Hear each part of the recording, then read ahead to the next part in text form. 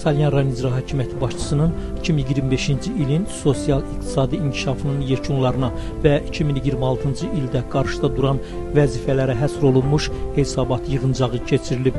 Yığıncaq iştirakçıları öncə müasir və müstəqil Azərbaycan dövlətinin memarı və qurucusu, xalqımızın ümumilli lideri Heydər Əliyevin abidəsi önünə gül dəstələri düzərək xatirəsini ehtiramla yad ediblər.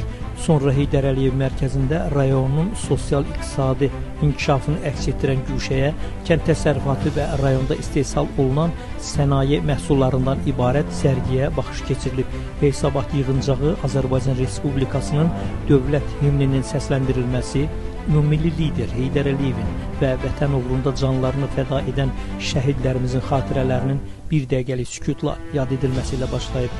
Hesabat yığıncağında Salyan rayon icra hakimiyyətinin başçısı Rüstəm Xəlilov, Azərbaycan Respublikası Prezidentinin Administrasiyasının Ərazi Təşkilat Məsələləri Şöbəsinin 8-ci ərazi sektorunun müdürü Məmmədiyyə Məmmədov, Milli Məclisin deputatları Günay Ağamalı, Sadiq Qurbanov, Yeni Azərbaycan Partiyası, Salyan rayon təşkilatının sədri Elmar Əhmədov, rayonun hüquq mühafizə orqanlarının, idarə, müəssisə təşkilatlarının rəhbərləri və eləcə də rayon ictimaiyyətinin nümayəndələri iştirak ediblər. Yığıncağı giriş nitqi ilə açan Salyan rayon icra hakimiyyətinin başçısı Rüstəm Xəlilov, təməli ümumilli lider Heydər Əliyev tərəfindən qoyulan, bugün isə ölkə prezidenti İlham Əliyev tərəfindən uğurla davam etdirilən inkişaf strategiyası çərçivəsində qazanılmış nailiyyətlərdən, yola saldığımız ildə ölkəmizin, eləcə də rayonumuzun sosial-iqtisadi, ictimai-siyasi həyatında baş vermiş mühüm hadisələrdən,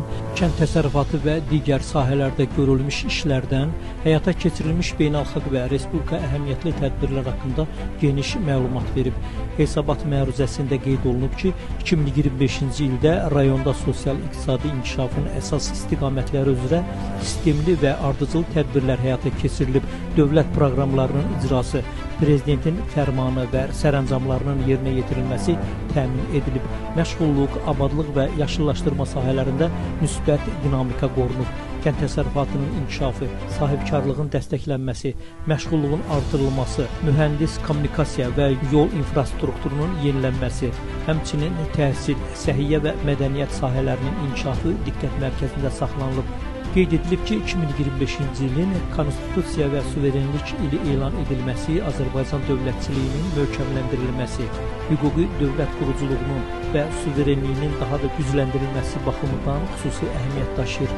Əldə olunan nəticələrin Azərbaycan Respublikasının Prezidenti Cənab İlham Əliyevin müəyyən etdiyi inkişaf strategiyasına uyğun olduğu vurğulanıb və qarşıdakı dövrdə bütün qurumların koordinasiyası fəaliyyətinin vacibliyi qeyd edilib. Azərbaycan Respublikası Prezidentinin Administrasiyasının Ərazi Təşkilat Məsələləri Şöbəsinin 8-ci ərazi sektorunun müdiri Məmmədiyyə Məmmədov çıxışında Prezident İlham Əliyev tərəfindən həyata keçirilən ardıcıl və məqsədyönlü siyasət nəticəsində 2025-ci ildə bütün sahələrdə yüksək nailiyyətlər əldə olunduğunu, o cümlədən beynəlxalq münasibətlər sistemində ölkəmizin mövqelərinin daha da möhkəmləndiyini vurğulayıb. Natiq 2026-cı ilin şəhər salma və memarlıq ili elan olunması bu barədə tarixi ənənələrin yaşadılmasına və Azərbaycanın milli inkişaf strategiyasının qlobal məsuliyyətinin və gələcəyə yönəlmiş